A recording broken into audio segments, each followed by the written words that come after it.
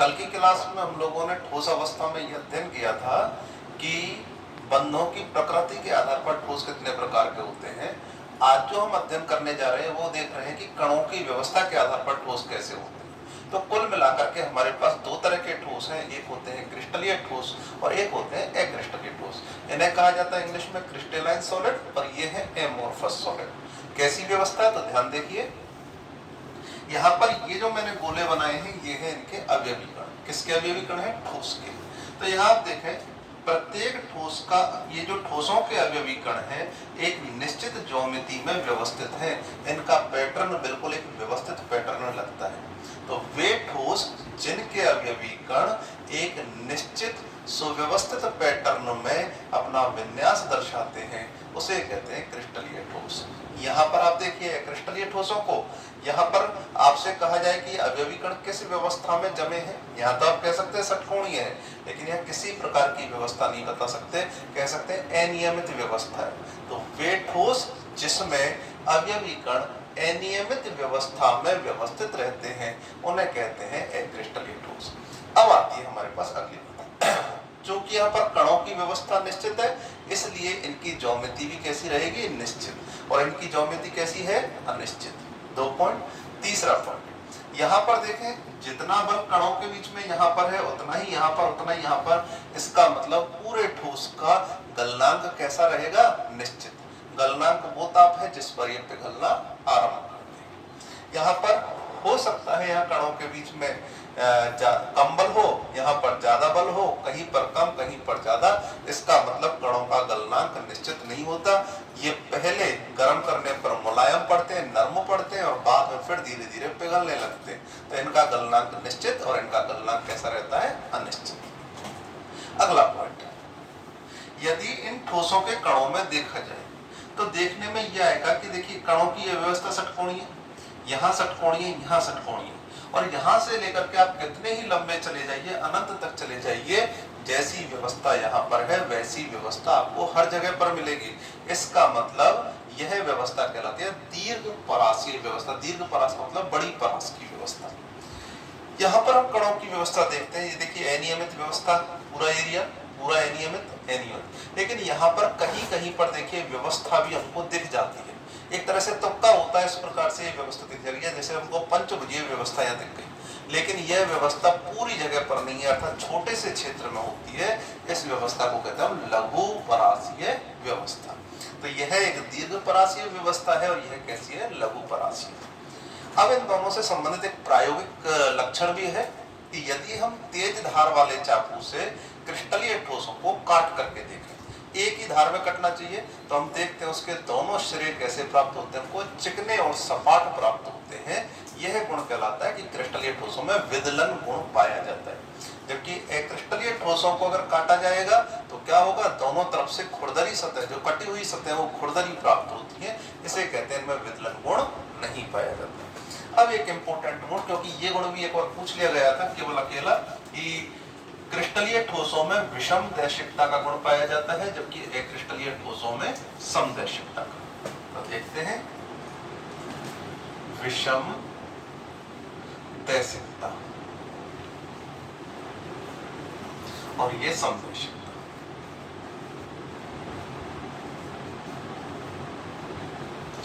विषम दैशिकता गुण का तात्पर्य क्या है कि यदि हम किसी गुण का दाएं से बाएं से किसी अन्य दिशा से अध्ययन करते हैं तो प्रत्येक गुण के मान अलग अलग प्राप्त होते हैं। जैसे कुछ गुण है हमारे पास, अपवर्तनांक है, ऊष्मीय चालकता है। यदि हम इसका एक दिशा से अध्ययन करें तो हो सकता है इसका मान 0.2 आ जाए गुण का मान, दूसरी दिशा से करें तो हो सकता है 0.3 आ जाए।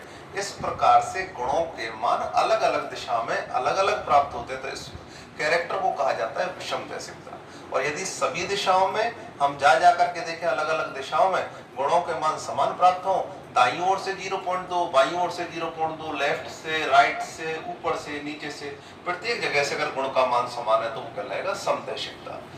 असल में क्रिस्टलीय ठोसों की व्यवस्था इस प्रकार से है, plus minus plus minus plus minus plus plus minus plus minus, करके देखें, प्लस माइनस प्लस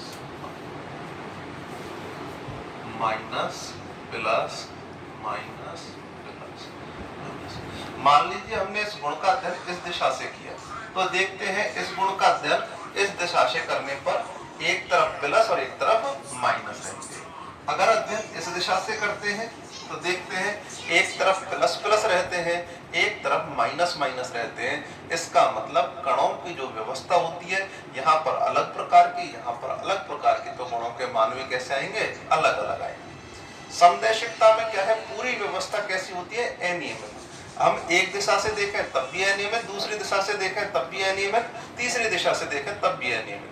प्रत्येक दिशा से अनियमित व्यवस्था है, इसलिए कैसी व्यवस्था, क्या सभी जगह मान कैसे आएंगे, गुणों के समान आते हैं। इन मानों को कहते हैं, इस गुण को कहते हैं समदैशिकता का। तो हम एक बार दोनों का अध्ययन का अंतर देख लेते हैं। क्रिस्टलीय ठोस, सबसे पहली बात इनकी सुव्यवस्थित पैटर्न होता है कणों का। इसमें अवयवी कणों का अनियमित पैटर्न होता है। इसमें निश्चित ज्योमिति, इसमें अनिश्चित ज्योमिति, इसमें गलनांक का मान निश्चित, इसमें गलनांक का मान अनिश्चित। ये दीर्घ परास के, ये लघु परास के ठोस हैं। इनमें विदलन गुण पाया जाता है, इनमें विदलन गुण नहीं पाया जाता। इनमें विषम दैशिकता का गुण पाया जाता है, इनमें समदैशिकता का गुण पाया जाता है। अब देखिए इसके उदाहरण में नमक है, धातु है, जितने भी सोना चांदी लोहा सबके क्रिस्टल हैं। इसके अलावा आपके पास ये हीरा ग्रेफाइट, ये सब कौन से ठोस है, क्रिस्टलीय ठोस। समदैशिकता वाले क्रिस्टल या अक्रिस्टलीय ठोस कौन से हैं, इनमें रबर है, प्लास्टिक है, कांच है, ये ठोस इनके अंदर आते हैं। एक और महत्वपूर्ण गुण इन दोनों के बीच का हम देखते हैं, बड़ा महत्वपूर्ण गुण है, हो सकता है क्वेश्चन में पूछा जाता है। अक्रिस्टलीय ठोस क्या होते हैं, असल में ठोस ना होकर के अति शीतल द्रव होते हैं। जैसे कांच है, हम कई वर्षों तक देखते हैं तो कांच धीरे धीरे क्या होता है, अपने स्थान से पिघल करके एक धीरे धीरे करके नीचे बहने लगता है। तो जो क्रिस्टलीय ठोस होते हैं, इनके अवयवी कण तो कैसे होते हैं, मजबूती से जुड़े हुए, तो इनमें बहाव का यानी प्रवाह का गुण पाया नहीं जाता। तो ये वाले कहलाते हैं वास्तविक ठोस। वास्तविक ठोस। अक्रिस्टलीय ठोस जैसे कांच के कण बहते बहुत धीमे हैं, कई कई वर्षों में एक एक कण बहता है, लेकिन बहने का गुण तो पाया जाएगा। इसलिए जिनमें बहाव का गुण है वो ठोस नहीं हो सकते, तो इन्हें हम आभासी ठोस कहते हैं। आभासी ठोस, या फिर इनको अति शीतल द्रव, बहुत ही ठंडा किया हुआ द्रव हो, इस प्रकार का गुण इनमें पाया जाता है। तो इससे रिलेटेड एक क्वेश्चन है आभासी ठोस या अति शीतल द्रव से, कि इमारतों में जो पुरानी कांच की खिड़कियां लगी रहती हैं वो ऊपर से पतली और नीचे से मोटी क्यों दिखाई देती है। तो आपको उसका क्लियर कट रीजन आपको पता लग रहा होगा कि कांच जो है वो कैसा है, आभासी ठोस से अति शीतल द्रव है। कई कई वर्षों में उसके कण क्या है, धीरे धीरे बहते हुए कहाँ जाएंगे, नीचे की ओर। तो ऊपर से तो कांच कैसा हो जाएगा, पतला, और नीचे से कैसा हो जाएगा, मोटा। कारण था कांच एक अक्रिस्टलीय ठोस है, इसलिए आभासी ठोस भी है। तो इस प्रकार से हम देख सकते हैं क्रिस्टलीय और अक्रिस्टलीय ठोसों में ये मुख्य अंतर है। अब देखिए हम अगले टॉपिक पर आएंगे। हमें पता है कि जो हमारे ठोस पदार्थों, द्रव पदार्थों और गैस पदार्थों, इनके अंदर कोई एक आध परमाणु अणु से तो बनते नहीं है, करोड़ों अरबों की संख्या में अणु होते हैं। तो इसी प्रकार से यह व्यवस्था किस प्रकार से होती है, तो इसके लिए हमको पहले ये जानना पड़ता है कि दो चीजें पाई जाती है। एक तो होता है एकक कोष्टिका, एकक कोष्टिका, और दूसरी चीज होती है हमारे पास क्रिस्टल जालक। बात आती है कि एकक कोष्टिका क्या चीज है और क्रिस्टल जालक क्या चीज है। तो देखिए जिस प्रकार से हमारा शरीर है, शरीर में सबसे छोटी इकाई क्या है, कोशिका।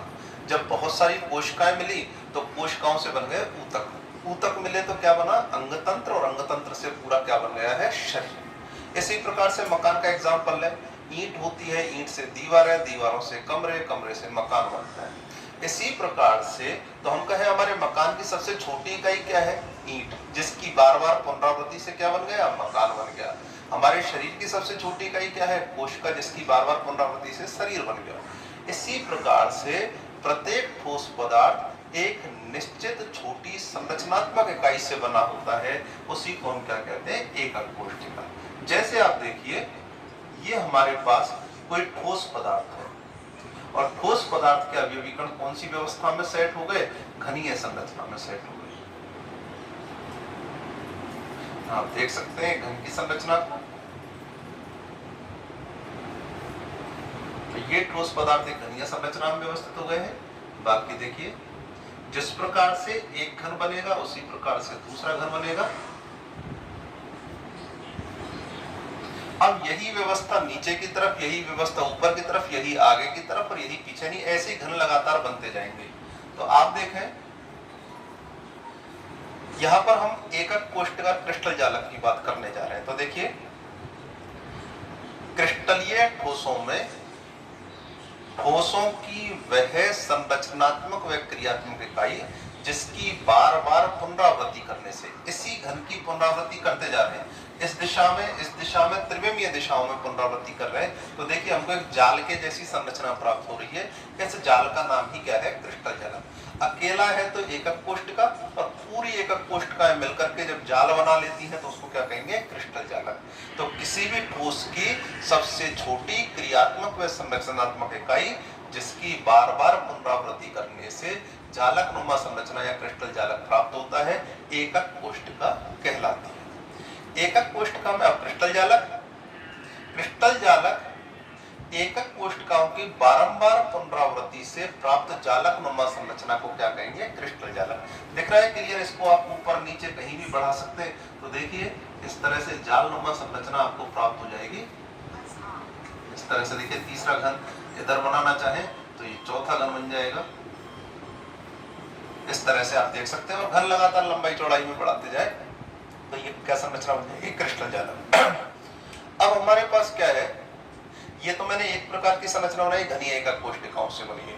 हो सकता है षटकोणीय संरचना हो सकता है विषम लंबाक्ष हो, एक नताक्ष हो, कई तरह के ऐसी संरचनाएं हो सकती है, एकक कोष्ठिकाएं हो सकती है। तो प्रत्येक एकक कोष्ठिका को समझने के लिए, ये एक नताक्ष प्रकार की है, विषम लंबाक्ष प्रकार की है, घनीय प्रकार की है, इनके पैरामीटर निर्धारित किए गए हैं। तो जो एकक कोष्ठिका के पैरामीटर होते हैं वो कौन कौन से, किनसे हम पता लगा सकते हैं कि ये कोष्ठिका घनीय होगी, एक नताक्ष होगी या फिर कोई और प्रकार की होगी? देखते हैं एकक कोष्ठिका के पैरामीटर। तो यहीं से हम एक अंदाज लगा लेते हैं क्या क्या चीजें हो सकती है। जैसे घन है, घन में देखिए जो कि त्रिविमीय संरचना है तो उसमें तीन तो भुजाएं होते हैं, तीन प्रकार की, ए बी सी। तो इन्हें कहा जाता है भुजाएं। तो एकक कोष्ठिका के पैरामीटर हैं तीन भुजाएं, तीन तो हो गए भुजाएं, ए बी और सी। इसके अलावा देखिए, इनके बीच में कोण है एल्फा, इसे कहेंगे बीटा, इसे कहेंगे गामा। तो ये देखिए, ये हो गए कोण, एल्फा बीटा गामा। तो एकक कोष्ठिकाओं के कुल 6 पैरामीटर होते हैं। एक होती है घन की भुजाएं, और जिनमें टोटल 3 भुजाएं होंगी और 3 ही होंगे घन के कोण, या फिर किसी अन्य संरचना के कोण हो सकते हैं षटकोणीय के, एक नताक्ष के। तो ये हमारे पास घन के पैरामीटर हो गए। आज के लिए इतना ही, फिर हम अगले वीडियो में इससे आगे का अध्ययन करेंगे। धन्यवाद।